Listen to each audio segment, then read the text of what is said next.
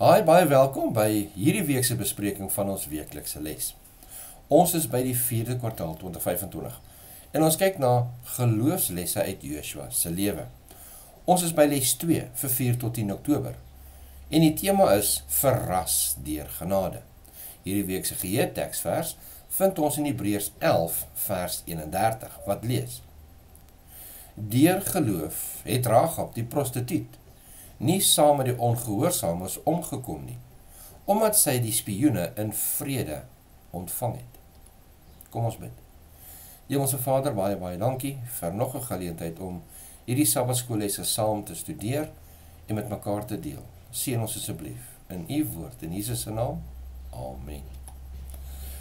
Verlede week het ons na les 1, die geheim tot sukses, gekyk. En ons het gesien dat ware sukses nie gemeet word aan geld, posisie of krag nie, maar aan getrouheid aan God.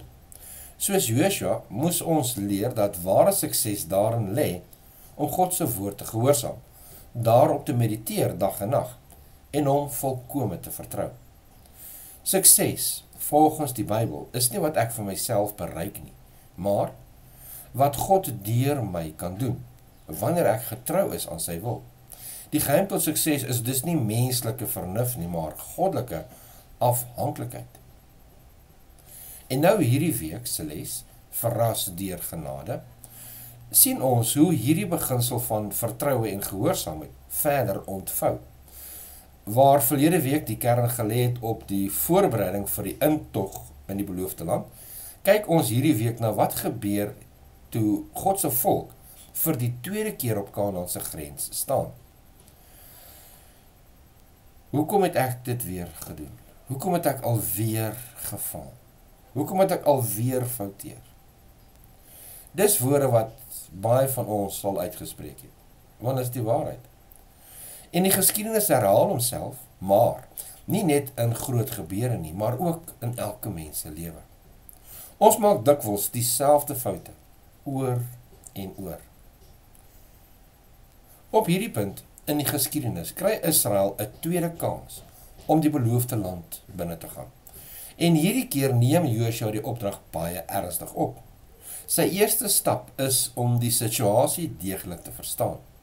Daarom stuur hy 2 verkenners uit om die land te ondersoek, om te kyk na die verdedigingsstelsel, die militêre gereedheid, die watervoorraad en ook die gesindheid van die Kanaaniete teenoor 'n moontlike inval. Ons moet onthou, God het beloof om die land aan Israel te gee. Tog beteken daardie belofte nie dat hulle nou maar passief kon sit en niks doen nie. Geloof in God beteken nie dat menslike verantwoordelikheid opgehef word. Die volk moes steeds optree, beplan en gehoorsaam wees, net soos ons vandag. Israel bevind hulle dus vir die tweede keer aan die grens van Kanaan. Die volk is vol verwagting, maar ook herinnering. Herinnering aan hulle geskiedenis, toe hulle ouers op presies dieselfde punt gestaan het, en weens ongeloof misluk het om die land in besit te neem.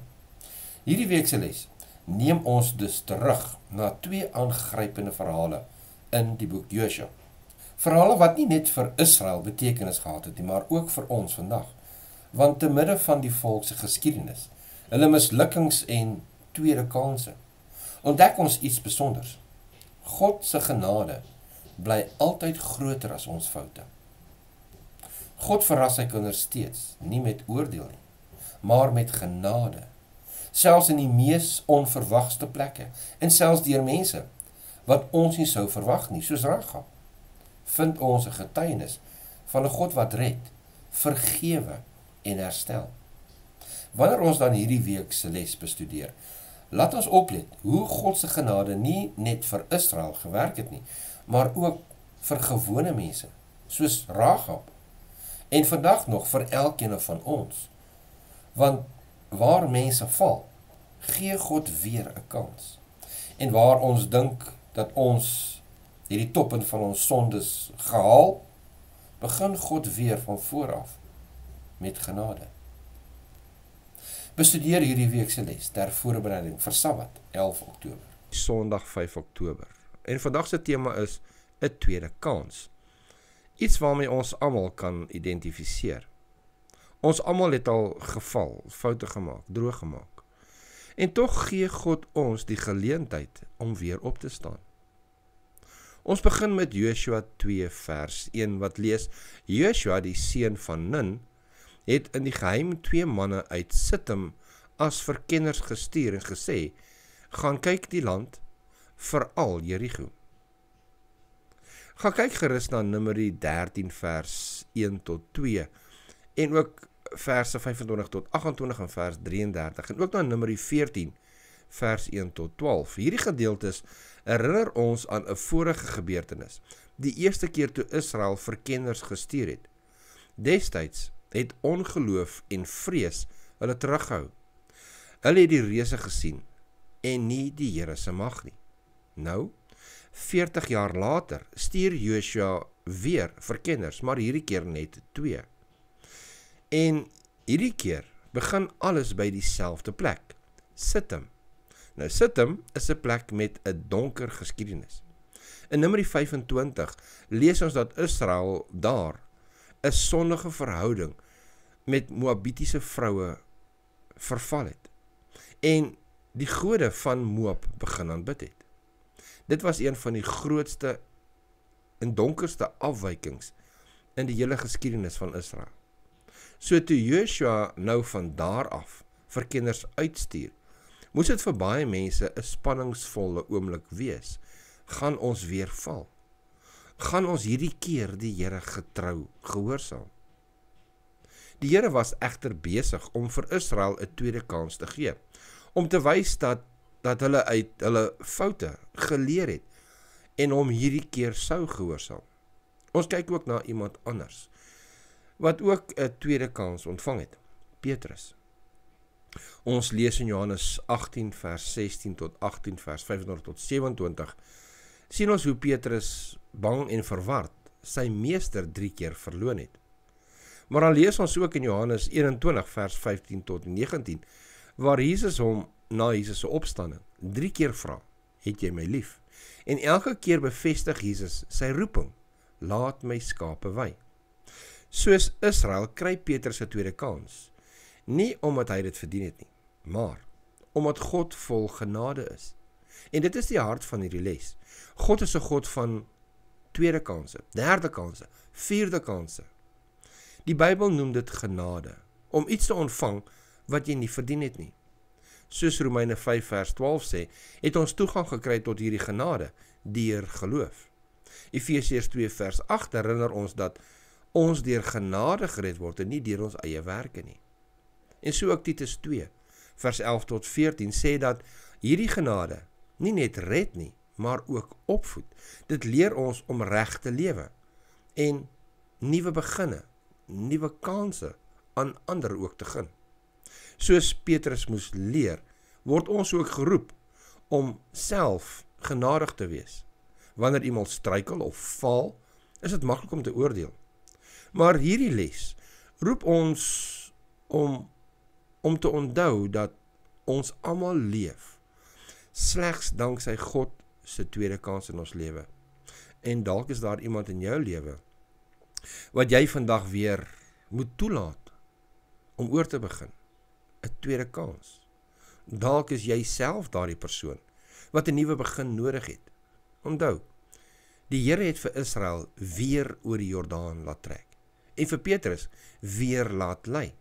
Net so, gee hy ook vir jou en vir my 'n tweede kans. Kyk na die vraag en dink oor hierdie vraag aan die einde van die dag. Dink 'n bietjie aan die Israeliete wat 'n tweede kans gegee is om Kanaan binne te gaan, as ook die genade wat Petrus ontvang het, en dit nadat hy die meester verloon het. Hoe leer ons uit hierdie Bybelgebeure dat ons vrylik genade moet skenk aan diegene wat daaraan behoefte het?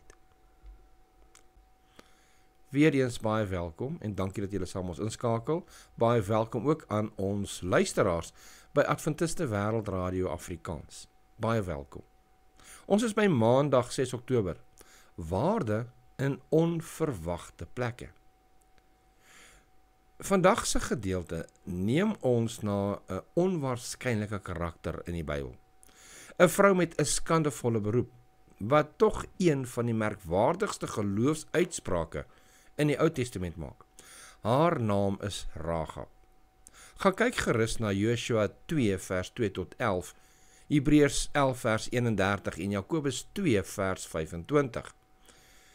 Hierdie gedeeltes vertel ons van Rahab, die prostituut, wat in Jerigo gewoon het, waar sy 2 Israelitiese spioene ontvang en beskerm het.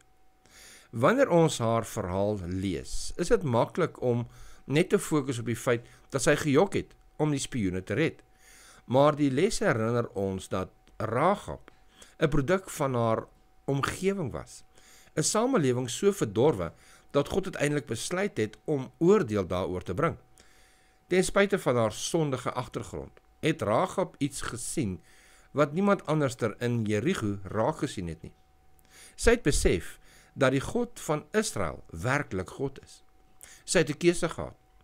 Sy kon vashou aan haar kultuur, haar stad, sy afgode, of om haar lewe in God se hande te plaas. Die Nuwe Testament eer haar nie vir haar lewe nie, maar vir haar geloof.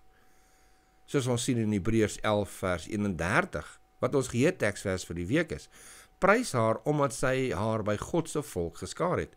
Jakobus 2 vers 25 wys uit dat haar geloof sigbaar geword het deur haar dade, deur die spioene te ontvang en te help ontsnap. God het nie al haar keuses goedgekeur nie, maar hy het 'n saadjie van geloof in haar lewe gesien, en dit was genoeg vir hom om haar te red. Op 'n plek van sonde en duisternis sien God iets waardevols. 'n Hart wat begin glo. En dit is die wonder van genade. Selfs in die mees onverwagste plekke vind God mense wat bereid is om hom te volg. En Rahab maak uiteindelik 'n kragtige geloofsbelydenis. In Joshua 2 vers 11 waar hy sê, want julle God, die Here, is God bo in die hemel en onder op die aarde. Dink net daaraan, 'n Kanaanitiese vrou in 'n heidense stad bely dat die God van Israel die enigste ware God is, en sy doen dit op haar dak, dieselfde plek waar haar volk gewoonlik tot hulle afgode gebid het. Haar woorde wys dat sy 'n beginselbesluit geneem het. Sy kon nie langer deel wees van 'n stelsel wat teen God in opstand was nie. Sy het gekies om aan die kant van die Here te staan, al was dit gevaarlik, lewensgevaarlik. Hierdie verhaal herinner ons aan iets baie belangriks. Ons hoogste loyaliteit behoort altyd aan God, selfs bo kultuur, tradisie of persoonlike veiligheid. En net soos Rahab, moet ons besef dat God se genade mense vind op die mees onverwagste plekke. Mag ons, soos sy, ook vandag kies om onsself aan die Here se kant te plaas, en mag ons leer om ander te sien soos wat hy hulle sien. Waardevol, selfs al lyk hulle op die oog af nie waardig nie. Die kamera wat vandag gebruik word, is gesponsor deur Heinrich by Adventiste Wêreldradio Afrikaans, en Heinrich, ons wil vir jou baie dankie sê. Ek toets hom nou uit vir die eerste keer, het ek nou alles daarom uitgefigure, en kom ons kyk hoe gaan dit met die nuwe kamera. Soos julle kan sien, ek dink die beeld is 'n bietjie beter. Maar kom ons gaan na vandag se les toe. Wanneer ons dan na Joshua 2 vers 12 tot 21 kyk, sien ons hoe Rahab en die 2 verkenners 'n eenvoudige maar betekenisvolle ooreenkoms sluit. Sy sê, ek het julle goed gedoen, doen julle ook goed aan my en my familie. Op die oppervlak klink dit soos 'n ruiltransaksie, maar in werklikheid is dit 'n geloofsdaad. Rahab vertrou haar lewe toe aan die God van Israel, en haar woorde dra 'n dieper geestelike betekenis. Die Hebreëse woord wat Rahab gebruik is chesed, en dit beteken liefdevolle goedhartigheid of verbondsloyaliteit. Dit is 'n woord wat baie meer beteken as blote vriendelikheid. Dit verwys na die getroue liefde wat God self in sy verbond met sy volk toon. Hierdie chesed kom ook voor in Deuteronomium 7 vers 12, waar die Here beloof om sy troue liefde aan Israel te wys, as hulle hom gehoorsaam. Wat Rahab hier doen is merkwaardig. Sy, 'n Kanaanitiese vrou, wat buite die verbond gestaan het, beroep haar op die trou en die genade van Israel se God. Terwyl haar stad bestem was vir vernietiging, kies sy om geloof te hê in Jahwe se karakter. 'n God wat genade bewys aan die wat hom eer. Hierdie toneel herinner sterk aan die Paasfees in Eksodus 12, net soos die bloed van die lam op die deurposte die Israeliete van die dood beskerm het, sou die rooi koord in Rahab se venster 'n teken wees van beskerming vir haar huis. Die ooreenkoms tussen Rahab en die verkenners was dus nie net 'n belofte tussen mense nie. Dit was 'n teken van geloof en gehoorsaamheid. Ellen White skryf in Patriarge en Profete bladsy 279 dat hoewel ons slegs deur Christus se bloed gered word, ons geloof deur gehoorsaamheid bevestig moet word. Ware geloof is nooit passief nie. Dit beweeg ons tot aksie. Rahab het dit gedoen. Sy het haar geloof nie net bely nie, sy het dit bewys deur haar huis, haar familie en haar toekoms in God se hande te plaas. Wat 'n kragtige evangelieboodskap lê in hierdie verhaal. Net soos Rahab in geloof 'n teken van redding aan haar huis vasgemaak het, word ons ook geroep om vas te hou aan die bloed van Christus as ons teken van verlossing. En net soos haar lojaliteit aan die lewende God haar van vernietiging gered het, kan ons seker wees dat dieselfde geloof ons veilig hou wanneer ons wêreld onder oordeel staan. God se genade is altyd groter as ons verlede. En God se verbondsliefde strek selfs tot die wat eens ver van hom af was. Hoe kan Rahab se voorbeeld ons inspireer om vandag lojaliteit aan God te wys, selfs wanneer ons omstandighede dit moeilik maak om geloof te toon? Ag, kan ek asseblief weer vra, druk vir ons die duimsopknoppie. Ons waardeer dit opreg, dit help ons geweldig baie. So vandag se les, Woensdag 8 Oktober, strydige waardes. Vat ons 'n bietjie vorentoe in die boek Josua en ons kyk na Josua 9 vers 1 tot by vers 20. Nou, wanneer ons Josua hoofstuk 9 lees, en gaan lees dit gerus op die tyd deur, sien ons dat 5 Kanaanitiese konings saamspan om teen Israel te veg. Maar die inwoners van Gibeon kies 'n ander pad. Hulle besluit om eerder vrede te maak met Israel. Al beteken dit dat hulle die waarheid so bietjie moet buig. Die Gibeoniete trek ou skoene aan, vat droë brood saam met hulle en maak asof hulle van 'n ver land afkom. Hulle hoop dat Israel hulle sal glo en 'n verdrag met hulle sal sluit. En hulle plan werk. Want Josua en die leiers het God nie eers geraadpleeg nie. Laat ons nou kyk hoe hierdie verhaal verskil van Rahab se en ook hoe dit daarmee ooreenstem. Rahab in Josua hoofstuk 2 het gehoor van die groot dinge wat God vir Israel gedoen het. Sy het geweet dat Israel se oorwinnings van God afkom en sy het aan hom geglo. Sy het eerlik bely dat die Here die enigste ware God is en sy het haar lewe aan hom toevertrou. Die Gibeoniete het dieselfde dinge gehoor. Hulle het ook geweet dat Israel se God magtig is. Maar in plaas daarvan om op hom te vertrou, het hulle eie plan gemaak. Hulle wou gered word, maar sonder om aan die Here oor te gee. Tog sien ons God se genade. Al het hulle met listigheid opgetree, het hy hulle lewens gespaar. Hulle het dienaars geword van Israel, houtkappers en waterdraers, maar hulle deel gekry aan die volk van God. Selfs uit 'n verkeerde motief het God iets goeds gebring. Hierdie verhaal leer ons iets belangriks oor strydige waardes. Josua en die leiers moes kies tussen 2 dinge wat albei goed was. Aan die een kant moes hulle gehoorsaam wees aan God se bevel om die inwoners van Kanaan nie te spaar nie.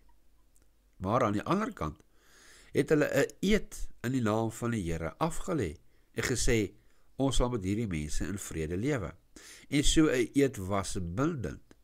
Hulle kies om hulle woord te hou.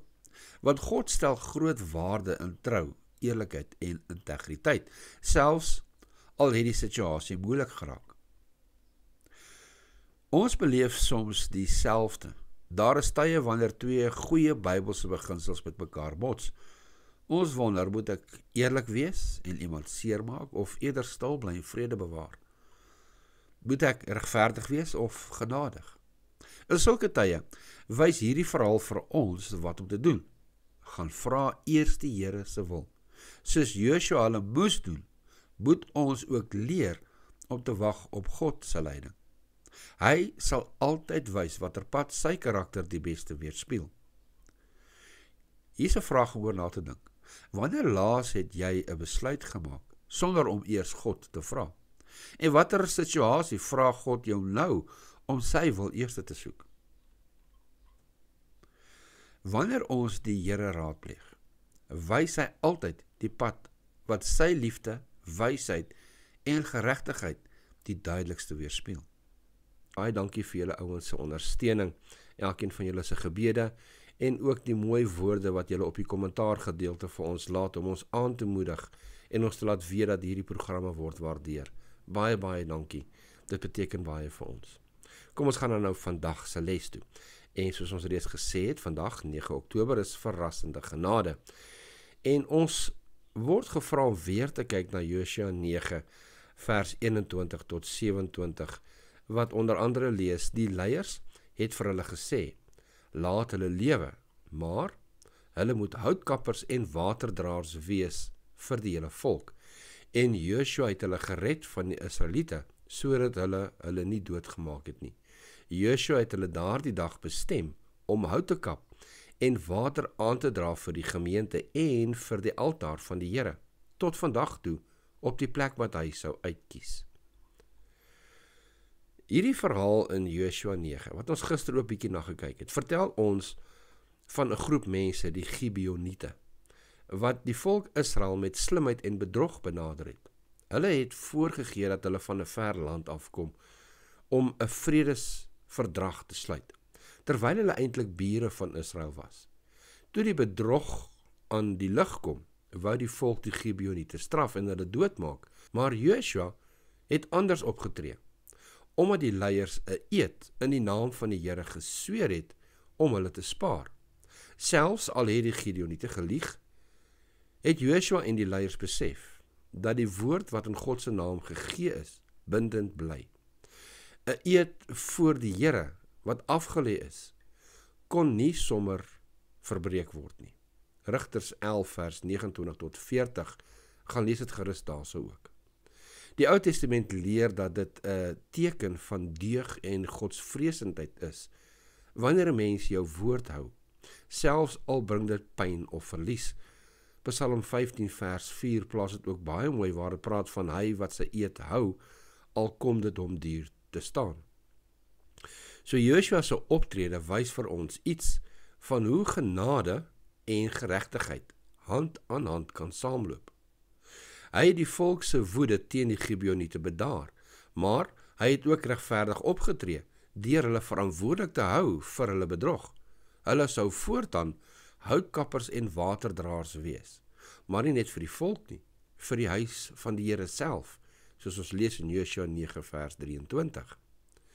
Met hierdie besluit het Joshua die vloek van straf verander in 'n geleentheid vir seën. En die Gibeoniete het deel geword van Israel se aanbiddingsgemeenskap en later het hulle 'n belangrike rol gespeel in die herstel van Jerusalem na die ballingskap. Ek gaan kyk gerus daarna na Nehemia 7 vers 25 wat praat van die 95 Gibeoniete wat help het met die herstel van die tempel. So selfs deur hulle slenterslag heen het die Gibeoniete op 'n manier 'n beroep gedoen op God se genade. Hulle het vrede gesoek, nie oorlog nie. Hulle het gekom na Israel se God en uiteindelik het die Here dit geëer. Nie hulle leuen nie, maar hulle erkenning van sy opperheerskappy. Esegiel 18 vers 23 sê, sou ek werklik 'n behaag hê in die dood van die goddelose, spreek die Here, en nie veel eerder daarin, dat hy hom bekeer van sy weë en lewe nie. Hierdie verhaal herinner ons dat God nie soek na mense wat volmaak is nie, maar na mense wat bereid is om na hom toe te kom, selfs al is dit deur gebroke en onvolmaakte maniere. God se verrassende genade het die Gibeoniete van vernietiging gered en hulle deel gemaak van sy volk. En so sien ons dat Joshua se beslissing nie net 'n daad van geregtigheid was nie, maar ook van genade. En dat selfs diegene buite Israel 'n plek in God se plan kan vind, as hulle hom erken en hom dien. God se genade verras altyd. Waar ons straf sou verwag, bring hy genade. Waar ons oordeel sien aankom, bring hy insluiting. Die Gibeoniete se verhaal wys vir ons dat God se genade altyd groter is as ons menslike tekortkominge, en dat hy selfs ons mislukkings kan gebruik om sy naam te verheerlik. Dankie vir elkeen van julle wat hierdie week die duimselknoppie gedruk het. Dis omtrent 5% van julle wat die duimselknoppie druk. Ek vra asseblief vir die van julle wat nog nie gedoen het nie, dit kos jou niks nie. Druk vir ons die duimselknoppie sodat die program kan sien daar's meer mense wat belangstel en hulle dit dan aan meer mense sal wys. Baie dankie. So ons is by Vrydag 10 Oktober vir verdere studie. En die les stel voor vir verdere studie dat ons moet gaan lees Crossing the Jordan, bladsy 482 en 483 in Patriarge en Profete. In hierdie week het ons gesien hoe God se genade selfs die mees onverwagte mense raak. Rahab, 'n prostituut van Jerigo, het deur haar geloof in God gered geword. Sy het nie net haar eie lewe gespaar nie, maar het selfs deel geword van Jesus se geslagslyn. Sy was een van sy voorouers. Kyk Matteus 1 vers 5. God het haar lewe totaal verander, van 'n buitestander tot deel van sy volk. En net soos Rahab, het die Gideoniete of Gibeoniete as kies, ook hulle afgoderry prysgegee en by Israel aangesluit. Al het hulle dit op 'n slinkse manier gedoen, het Joshua hulle met geregtigheid en genade behandel. Hulle is nie doodgemaak nie, maar net hulle het deel geword van die gemeenskap wat die Here aanbid het. Die Bybel herinner ons ook daaraan dat God geen onderskeid maak tussen mense nie. In Christus is daar nie meer Jood of Griek nie. Daar is nie ryk of arm nie. Almal is welkom by hom. Sy genade reik tot by elke mens, maak nie saak wat hulle verlede of omstandighede is nie. En dan het ons 3 besprekingsvrae. Die eerste ene: God gee vir ons almal tweede kanse, derde kanse, vierde kanse, vyfde kanse. Hoe kan ons ook ander genade wys, sonder om toe te laat dat hulle dit misbruik? Denk byvoorbeeld aan mense wat herhaaldelik ander seermaak. Tweede vraag: Rahab het in God geglo, al het sy nog nie alles reg in haar lewe gehad nie. Hoe kan ons mense ondersteun wat glo, maar nog groei, sonder om hulle verkeerde dade goed te praat? En dan vraag 3. Joshua het 'n balans gevind tussen regverdigheid en genade teenoor die Gibeoniete. Hoe kan ons in ons eie lewe daardie balans vind om regverdig te wees, maar steeds genadig?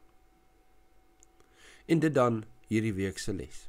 Baie dankie vir elkeen wat saam met ons ingeskakel het. Baie dankie ook vir die van julle wat ons finansiëel ondersteun. Kyk gerus in die bespreking van die video hieronder, druk op die more knoppie, dan druk dan weer op die more knoppie en ons bankbesonderhede sal julle daaronder vind. Baie dankie vir elkeen se gebede en julle ondersteuning.